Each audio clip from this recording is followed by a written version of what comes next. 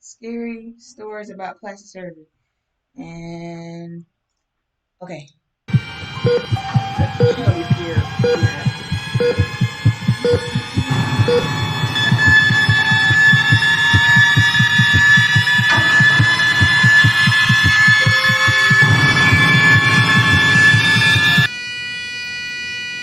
I'm a 46-year-old male that used to attend a high-end university. I got into a school at a late age and was studying to be a doctor. One of my professors was suddenly absent for an extended period of time without warning and without much explanation as to why he was gone or when he would be coming back. We were left with someone who we'll call Mitchell as our substitute professor. Mitchell was one of those guys in the kiss up to apprentice to tenured professor pipeline. He was very smart and unofficially taught several courses at the school under the wings of a handful of professors who treated him like some kind of academic prodigy. At the end of the day, though, he was just a student like us. Of course, I saw all this about Mitchell years ago, and I made sure to be his friend, mostly for studying purposes. He would call us study buddies, as a grown man, being the quirky, geeky personality that you almost have to be in order to be as smart as Mitchell was. He looked the part, too, like the real-life stereotype of a nerd in the 80s. He had the big buck teeth with braces, the thick-rimmed glasses, the lame haircut, the same boring outfit every day, and he was always carrying a stack of textbooks under his arm when he was going anywhere. I found it amusing when he used the same fork he ate lunch with as a pointer during his lectures, but from being his study buddy, I always knew he had an uncomfortable obsession with taking the same fork around in his pocket everywhere he went. Everybody was doing poorly in Mitchell's class. People were dropping out like flies. And it wasn't because he didn't know what he was talking about, it was purely because he was the most gigantic and uncompromising hard-ass he could possibly be about everything. Mitchell would cuss you out and humiliate you in front of everyone if you got one of his questions wrong. It was just funny how these quiet little geeky people show their true colors the second they get a bit of power. I was the closest thing he probably ever had to a friend, but that wasn't enough to catch a break. One day, I was so close to failing that I pretty much begged this man for mercy. Hey Mitchell, I appreciate that you're teaching the course while the professor's gone, but if I'm being honest, I'm kind of struggling right now. Do you think there's anything you could do to help me out, like maybe some extra credit? There's no such thing as extra credit here, but if you need a little extra help, I'd be happy to offer you some extra lessons and tutoring outside of campus. Sure, that'd be great. My place like usual? Dude, this isn't a study buddy session, dear friend. You are my pupil this time. It is only customary that I should host you in my home while I teach you. Sure, I'll see you there. When I got there later that day, I remember Mitchell greeting me as he oddly wore his lab coat. The house seemed totally normal from the outside, but from the inside, I saw that the majority of the space had been turned into a homemade laboratory. Eventually, the two of us sat down by the coffee table and got to business. Mitchell was hopped up on a lot of caffeine, maybe something else too, and was talking a mile a minute like he was reciting the entire textbook of the course by memory. I was struggling to keep up, but I think it was psyching me out more than helping me learn anything. After a little while, Mitchell excused himself to the bathroom. Wow. Hell yeah. Watch me burn. Then we tap.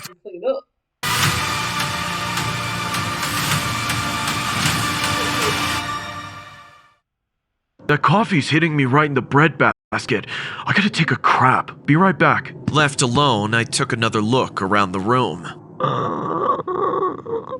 That's when I heard a strange, low noise. I couldn't tell what it was, but it made the hairs on the back of my neck stand on end.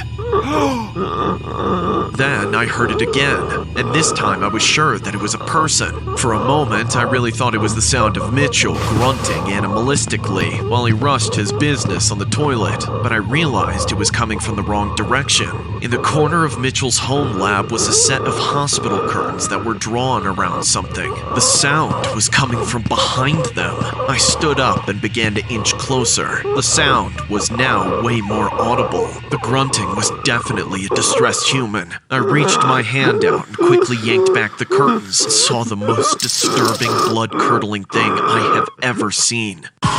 Right there was a hairless man laying on top of a hospital bed. He was hooked up to a ventilator and still conscious. I could see an IV drip and a heart monitor hooked up to him. It was apparent that he clearly wasn't being healed here. His face and body were unnatural looking, and I could tell that there was some kind of amateur plastic surgery being done on him. Then it hit me like a ton of bricks. This was my professor, the one that had gone missing from school. He had been here the whole time. I almost threw up at the realization that Mitchell was responsible for all of this, knowing that he was a complete psychotic med student with disturbing intentions. I could barely recognize my professor. He cried silently as he stared at me, clearly begging for me to save him. And then his eyes widened. I'll get you out of here. Don't worry. I backed up slowly and tried to quietly close the curtains, but when I turned around, Mitchell was standing right behind me. I was quick enough to jump out of the way and managed to get around Mitchell and sprint out of the house. When I got to the gas station on the corner, I stopped and pulled out my phone to call the police. By the time the police responded, Mitchell had disappeared without a trace. However, he didn't leave before taking a piece of his pet project as a memento. Approximately 7 days later, they discovered Mitchell hiding in one of his relatives' home. Mitchell was immediately apprehended and put behind bars. As for the professor, he miraculously survived and went back to teach the same classes. He now has to wear an eye patch for the rest of his life. But what makes my skin crawl was how it was revealed that Mitchell targeted vulnerable elderly people who trusted him as a friend, student, or doctor. A part of me still thinks Mitchell wanted my eyes, like he did that professor.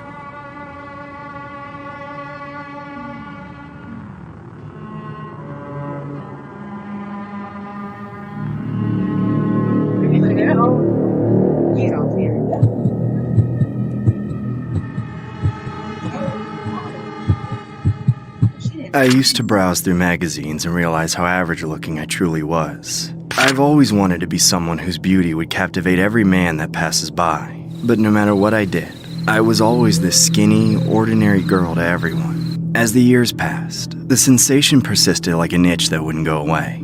I became increasingly dissatisfied with myself and wanted to look like my hot idol, Angelina Jolie. At the time, she was the primary standard when it came to looks, and I'd do anything to obtain that fountain of beauty. As a result, I received consultation from multiple doctors, all of whom became the bearer of bad news. They said I didn't need it, and tried convincing me to reconsider my choices. But at the end of the day, it didn't matter. I was going to get what I wanted, and I wasn't going to let some silly doctor tell me otherwise. So one day, I decided to vent my frustration to a friend, saying, I'd do the operation myself if I could, but I'm no damn doctor. My friend then peered over our shoulders to make sure no one was listening and whispered, I've got a better idea. Have you ever tried looking into the black market? The black market? No, I haven't. I know someone there. I'm sure you'd love him. My lips? He's an expert in this kind of stuff. You should give him a try. In my head, there was no time for doubts. All I needed was to take action, and my dream would finally come true. After further discussion, I learned that the doctor had conducted numerous operations on various clients, who in the end were happy and content. He had done everything from facelifts to BBLs, the whole 9 yards. And the best part was that he rendered his services at an affordable price, much lower than what professionals would charge. I was adamant about looking exactly like Angelina Jolie. So later that day, I picked up the phone and called the doctor. Hello. Hi, are you the doctor that specializes in plastic surgery? Yes, how may I help you, madam? My friend told me you did a great job on her lips. Her name is Isabel. Do you remember her? It took a while for the doctor to reply, but he eventually said, I'm sorry. Unfortunately, I don't recall an Isabel. Perhaps it's because I have too many patients. Well, my name is Sarah, and I'd like to schedule an appointment with you and explain my specifications. Of course, dear, it would be my pleasure. The sooner we meet, the better. Let me give you my address. He replied in a tone that sounded reassuring. Moments later, I was in an Uber, and upon reaching my destination, a huge old house stood before me. I began thoughts. However, despite being reluctant, I took a deep breath and walked up the steps until I reached the front door. I then gingerly gave the front knock. Upon knocking, a large decrepit man with a huge grin on his face opened the door. He wore a lab coat and had the doctor attire going on, with a stethoscope around his neck and everything. He then said, Well, hello. We meet at last. Come inside. I certainly wasn't expecting him to look as creepy as he did. Pain or no pain, your wisdom teeth should be checked every year. Visit myoms.org to find a surgeon near you. Zaxby's Sensation salads come with 2 salad sauces. And yeah, I said salad sauces. His eyes were bulging out and his skin looked pale like the texture of a dried plum. But as we all know, looks can be deceiving, and it would be inappropriate to judge his skills based on his physical appearance alone. I stepped inside, where he led me through a dark, narrow hallway. I sat on top of the operating table as he began to gather more details before the surgery. So, Miss Sarah, how can I help you today? I would like my face to look like Angelina Jolie. How splendid. I have all the necessary tools and chemicals to conduct the operation. Shall we get started? I was contemplating backing out, but I'd been rejected too many times at this point, so it was literally now or never. And so, after further consultation, I told him exactly what I wanted. I could tell he was listening to every word I said, because once in a while, he would inquire and clarify specific points while taking down notes, ensuring he didn't leave out anything significant. I then put a payment down in cash, followed by an NDA contract which he made me sign before we began the procedure. As I sat there, mentally preparing myself for this moment, the doctor shoved a cloth over my face. The next few moments were a complete blur. My vision was hazy and distorted by whatever the hell was on that cloth. I remember vague moments of seeing a heart monitor, amniotic fluid on the side, and a mask covering my face. Then, I could see him hovering over me saying, Don't worry. When you wake up, you will look exactly like Angelina Jolie, my darling. Now go to sleep.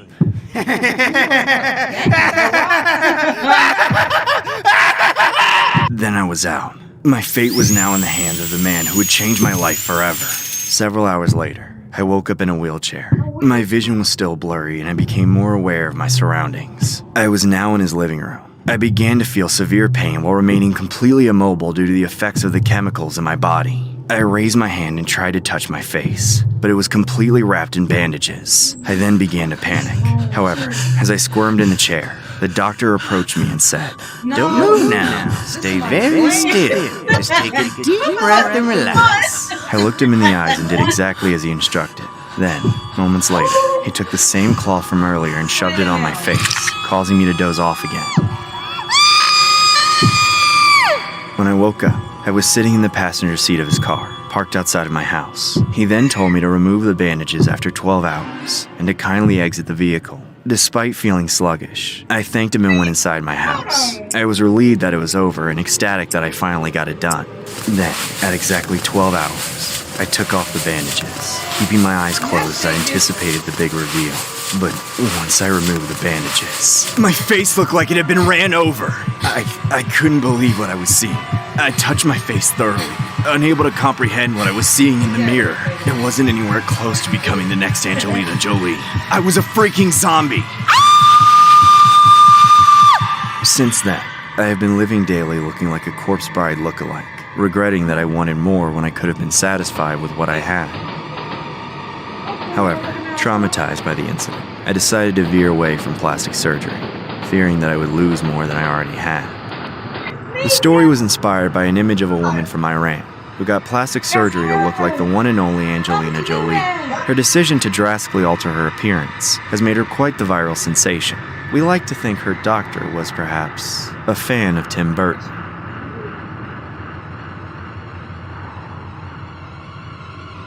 That was one about murder.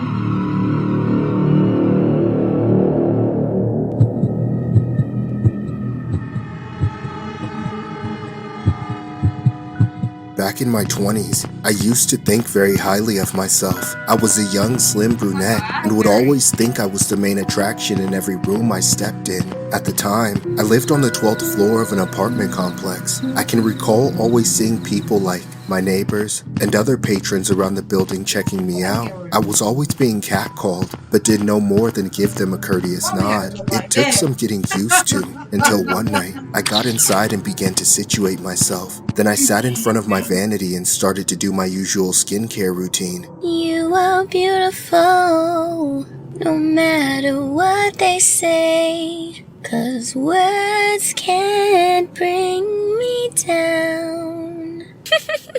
No! No, no, no, no, no! No! How dare you say someone will eventually take your place? That'll never happen, you hear me? The next day was like every other day. I would always run errands and have random pedestrians look at me wherever I went. This varied from single men to taken men to even married men. However, I had this nagging feeling of dissatisfaction as I wasn't turning as much heads as I would have liked to. When I arrived home, I immediately glanced at the mirror, angered at my disheveled appearance. Then, as I approached closer to my reflection, I felt as if the answer was right in front of me. I wasn't going to stay young forever, and I was afraid to lose all the beauty I possessed. No! This can't be happening to me! Then, as I scrutinized my face in the mirror, I noticed some wrinkles forming and my face slightly sagging. I panicked, my hands trembling in apprehension. I then grabbed my brush and started frantically combing my hair. As I said, I gotta do it. I must do it. I will do it.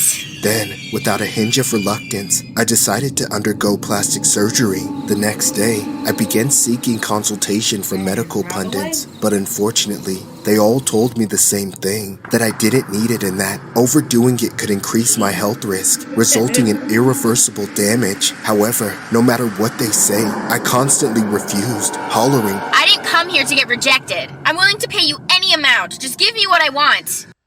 Little effort. Big smiles. Help yourself. Miss Hannah, it's not just about the money. If we proceed, you might— I don't care. Just get it done. I slammed my fist on the table, frightening the doctors. So, unable to persuade me, we inevitably went through with the operation. And after grueling hours of sedation, lying flat on the operation table, I finally woke up, my head wrapped in bandages. Upon arriving home, I noticed the watchful eyes of my neighbors, who were probably curious about what had happened to me. Little did they know that, enclosed in this cocoon, was the most beautiful butterfly just waiting to reveal itself. So, as I waited for my face to heal, I was filled with anticipation, visualizing myself stepping on the false representation of beauty that I saw in other women. Just wait and see. After this, I'll be the hottest girl around town.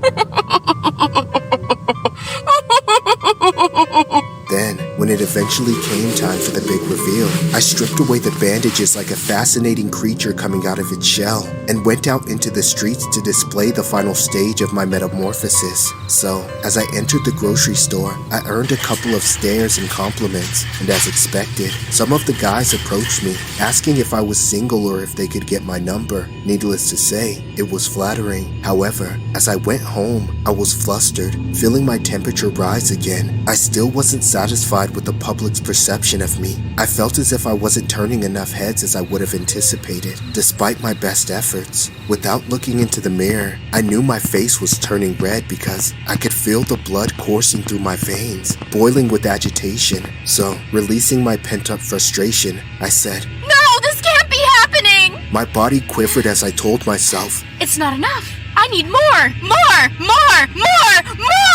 My yearning for perfection had driven me to undergo more plastic surgeries. Despite the doctor's constant opposition, eventually, I had more work done until I underwent 20 various procedures. At some point, the doctors refused to take me in as their patient, wary of the damage I might cause to their reputation should future operations fail. I loathe such people, successful yet self-centered pricks who always thought they could boss me around. But no, it's unacceptable. I went on a rampage, and eventually, I was escorted out of the hospital and banned from ever returning. So, when I arrived home, I sat on the front of my vanity and began to cry.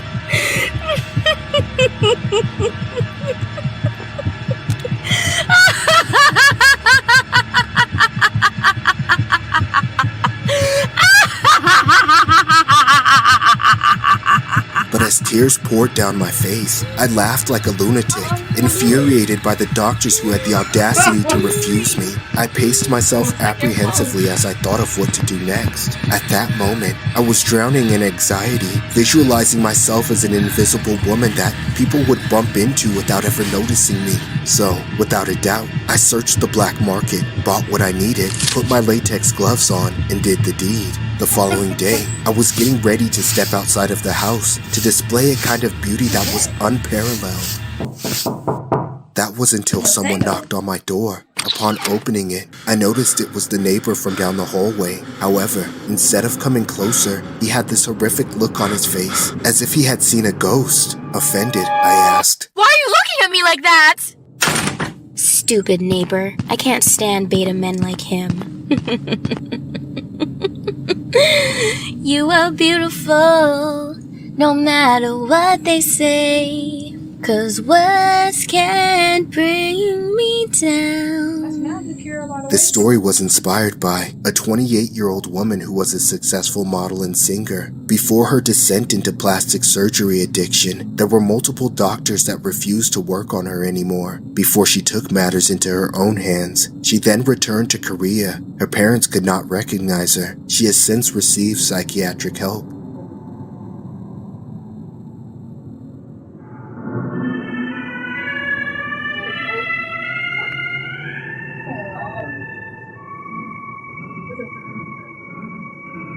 Oh, hold on. Hold on. Somebody playing. Alright. I'd definitely say the first one. The professor. I like the professor and I like all three, but yeah, I had to go to professor. Mm. He wasn't doing too much, but the professor knew the guy was. Alright. Well, that's gonna close us out. Yeah.